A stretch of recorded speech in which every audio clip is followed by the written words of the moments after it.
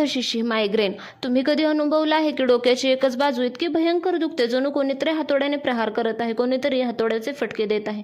प्रकाश पाहिला की डोळ्यांची जळजळ होते, साधा आवाजही सहन होत नाही आणि उबाळ आल्यासारखे वाटून उलट्या होतात. तर याचे उत्तर हो असेल तर तुम्ही सामान्य डोकेदुखीचे शिकार नाही, तर तुम्ही जगातील सर्वात रहस्यमय आणि वेदनामय आजाराला तोंड देत आहात, ज्याचे नाव आहे मायग्रेन म्हणजेच अर्धशिशी. जगातील 7 पैकी 1 व्यक्ती या भयंकर त्रासाने ग्रस्त आहे. लोक वर्षानुवर्षे पेनकिलर खातात पण मायग्रेन मुळापासून बरा होत नाही. थांबा, पण तुम्हाला माहिती आहे की विज्ञानाच्या मते मायग्रेन हा निव्वळ डोक्याचा आजार नाही. आयुर्वेदात याला सूर्यावर्त का म्हटले गेले आहे आणि ज्योतिषशास्त्रानुसार मायग्रेनचा संबंध कोणत्या ग्रहांशी जोडला जातो. तर आजच्या या विशेष व्हिडिओमध्ये आपण मायग्रेनचे संपूर्ण वर्णन करणार आहोत, संपूर्ण माहिती पाहणार आहोत. आम्ही तुम्हाला सांगणार आहोत मायग्रेन होण्यामागील नेमकी वैज्ञानिक आणि जैविक कारणे कोणती, मायग्रेनचे वेगवेगळे अटॅक्स येण्यापूर्वी शरीर कोणते संकेत देते, ज्योतिष आणि तंत्रशास्त्रानुसार डोक्याच्या डाव्या किंवा उजव्या बाजूला होणाऱ्या वेदनांमागे कोणते ग्रह कारणीभूत असतात, मायग्रेन मुळापासून उपटून टाकणारे 5 सर्वात शक्तिशाली आयुर्वेदिक आणि घरगुती उपाय कोणते. तर हा व्हिडिओ केवळ माहिती देणार नाही तर मायग्रेनच्या त्रासातून मला पूर्णपणे बाहेर काढणार आहे, त्यामुळे हा व्हिडिओ शेवटपर्यंत नक्की पहा. तर मायग्रेनचे धार्मिक आणि आध्यात्मिक ज्योतिषीय महत्त्व पाहूया. तर सर्वप्रथम आपण वळूया आपल्या प्राचीन शास्त्रांकडे. आधुनिक विज्ञान ज्याला आज मायग्रेन म्हणत आहे त्याचा उल्लेख आपल्या ग्रंथांमध्ये हजारो वर्षापूर्वी अर्धशिशी किंवा सूर्यावर्त या नावाने केला गेला आहे. सूर्यावर्त आणि सूर्यग्रहाचा संबंध. आयुर्वेदात मायग्रेनच्या एका प्रकाराला सूर्यावर्त म्हणतात. सूर्य म्हणजे सूर्यदेवाने आवर्ता म्हणजे चक्र. बऱ्याच रुग्णांमध्ये असे दिसते की जसा सूर्य उगवतो तसे डोके दुखायला सुरुवात होते. दुपारी 12 वाजता वेदना सर्वोच्च पातळीवर पोहोचतात आणि सूर्यास्तानंतर डोकेदुखी शांत होते. तुम्हालाही कोणाला असं जाणवतं का? तर ज्योतिषशास्त्रानुसार जर तुमच्या पत्रिकेत सूर्यग्रह कमजोर, पीडित किंवा राहू-केतू सोबत असेल तर व्यक्तीला डोकेदुखी, अर्धांगवायू किंवा मायग्रेनचा त्रास होतो. सूर्य हा शरीरातील अस्थी म्हणजेच हाडे आणि मज्जासंस्था म्हणजेच नर्व्हस सिस्टीमचा कारक आहे. तर डावी बाजू विरुद्ध उजवी बाजू. चंद्र आणि सूर्य नाडी. आपल्या शरीरात आध्यात्मिकदृष्ट्या 3 मुख्य नाड्या असतात, इडा, पिंगला आणि सुषुम्ना. उजव्या बाजूचे डोके दुखणे याचा संबंध पिंगला नाडी म्हणजे सूर्यनाडीशी असतो. जेव्हा शरीरात अतिउष्णता किंवा पित्त वाढते तेव्हा सूर्यनाडी प्रभावित होते आणि उजवी बाजू दुखते. डाव्या बाजूचे डोके दुखणे याचा संबंध इडा नाडी म्हणजे चंद्रनाडीशी असतो. जेव्हा शरीरात कफ किंवा मानसिक तणाव अतिप्रमाणात वाढतो तेव्हा डावी बाजू दुखू लागते. एक आध्यात्मिक तोडगा पाहूया. जर तुमचे डोके खूप दुखत असेल तर ज्या बाजूचे डोके दुखते आहे त्याच्या विरुद्ध बाजूची नाकपुडी बोटाने बंद करा आणि दुसऱ्या नाकपुडीने दीर्घ श्वास घ्या. यामुळे शरीरातील सूर्य आणि चंद्रनाडीचे संतुलन होते आणि वेदना कमी होतात. आता वैज्ञानिक दृष्टिकोनाने मेंदूतील रासायनिक बदल.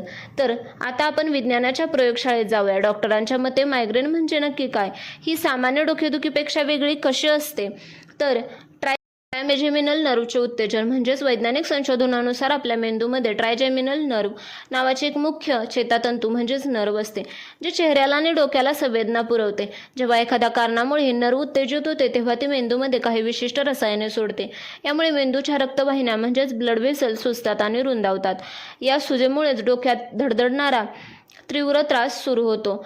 सेरोटोनिन हार्मोनची कमतरता. आपल्या मेंदूत सेरोटोनिन नावाचे एक हॅपी हार्मोन असते जे वेदना नियंत्रित करण्याचे काम करते. मायग्रेनचा अटॅक दरम्यान शरीरातील सेरोटोनिनची पातळी अचानक खालावते. सेरोटोनिन कमी झाल्यामुळे रक्तवाहिन्या आकुंचन पावतात आणि प्रसरण पावतात, ज्यामुळे तीव्र वेदनांची लाट निर्माण होते. आता मायग्रेनचे 4 टप्पे. जे विज्ञान सांगते की मायग्रेन अटॅक एकदम येत नाही तर तो 4 टप्प्यात येतो. त्यामध्ये पहिला प्रोड्रोम. अटॅक येण्याच्या 1-2 दिवस आधी बद्धकोष्ठता होणे म्हणजेच कॉन्स्टिपेशन, सतत जांभया येणे किंवा विशिष्ट पदार्थ खाण्याची इच्छा होणे ही आपल्याला लक्षणे दिसून येतात. तसेच अटॅकच्या अगदी आधी डोळ्यांसमोर काजवे चमकल्यासारखे, अंधारे आल्यासारखे येते, सुया टोचल्यासारखे वाटते. तसेच अटॅक 4 ते 72 तास चालणारी तीव्र डोकेदुखी, उलट्या आणि प्रकाशाचा त्रास होतो. तर पोस्टड्रोम म्हणजे अटॅक संपल्यानंतर शरीरात प्रचंड थकवा जाणवणे, जणू काही मोठा आजार होऊन गेल्यासारखे जाणवते. म्हणजे जी काही लक्षणे सांगितली तुम्हाला ती अटॅक येण्यापासून, मायग्रेनचा अटॅक येण्यापासून 4 ते 72 तासात हे जाणवते. आणि जेव्हा ते पोस्टड्रोम प्रक्रियेमध्ये येते म्हणजे अटॅक संपल्यानंतर शरीरात तुम्हाला प्रचंड थकवा जाणवतो. तर मायग्रेन ट्रिगर्स कोणते, डोकेदुखी वाढवणाऱ्या भयंकर चुका कोणत्या. तर मायग्रेन हा आजार अचानक वाढत नाही. आपण दैनंदिन जीवनात करत असलेल्या काही चुका आजाराला आमंत्रित करतात. वैज्ञानिक भाषेत त्याला मायग्रेन ट्रिगर्स म्हणतात. जर तुम्ही गोष्टी टाळल्या तर तुम्हाला कधीच औषध खाण्याची गरज पडणार नाही. तर अन्नातील विष म्हणजेच अजिनोमोटो आणि चीज. Chinese food. चायनीज अन्नामध्ये अजिनोमोटो वापरला जातो. हा मेल्टेड सॉल्ट मेंदूच्या नसांना थेट उत्तेजित करतो आणि मायग्रेनचा अटॅक आणतो. शेळे अन्न आणि चीज. जास्त दिवस साठवलेले चीज किंवा शेळ्या अन्नामध्ये टायरामाइन नावाचा घटक तयार होतो, जो मायग्रेनचा सर्वात मोठा शत्रू आहे. तसेच कॅफीन आणि चॉकलेटचा अतिवापर. बऱ्याच लोकांना वाटते की डोकेदुखीत असताना चहा किंवा कॉफी पिण्याने आराम मिळतो. होय, तात्पुरता आराम मिळतो खरा, पण जेव्हा त्या कॅफेनचा प्रभाव शरीरातून संपतो तेव्हा मेंदूच्या नसा दुप्पट वेगाने दुखू लागतात. जास्त चहा कॉफी पिणे हे मायग्रेनचे मुख्य कारण आहे. तसेच गॅजेट्स आणि निळा प्रकाश. तासनतास मोबाईल, लॅपटॉप किंवा टीव्ही स्क्रीनकडे पाहत राहिल्यामुळे निघणारा निळा प्रकाश डोळ्यांच्या मागच्या नसांवर ताण आणतो. यामुळे डोळ्यांच्या एका बाजूने होणारी वेदना मायग्रेनचे रूप घेते. तसेच अपुरी झोप आणि डिहायड्रेशन. तुमची रात्रीची झोप किमान 7 ते 8 तास होत नसेल किंवा तुम्ही दिवसातून 2 लिटरपेक्षा कमी पाणी पित असाल तर मेंदूला पुरेसा ऑक्सिजन मिळत नाही. पाणी कमी पिल्याने रक्त घट्ट होते, जे मायग्रेनला ट्रिगर करते. पाहूया मायग्रेन मुळापासून बरे करणारे 5 रामबाण उपाय जे आयुर्वेदात सांगितले आहे. तर मायग्रेन कायमचा घालवायचा असेल आणि मुळापासून घालवायचा असेल तर पहिला उपाय म्हणजे गायीच्या शुद्ध तुपाचे नस्य. शास्त्र काय सांगते? आयुर्वेदात म्हटले आहे की नासा ही शिरसोद्वार, म्हणजेच नाक हे मेंदूचे प्रवेशद्वार आहे. रात्री झोपण्यापूर्वी किंवा सकाळी उपाशीपोटी शुद्ध गायीचे तूप थोडे कोमट करावे. दोन्ही नाकपुड्यांमध्ये 2-2 थेंब तूप टाकावे आणि दीर्घ श्वास घ्यावा.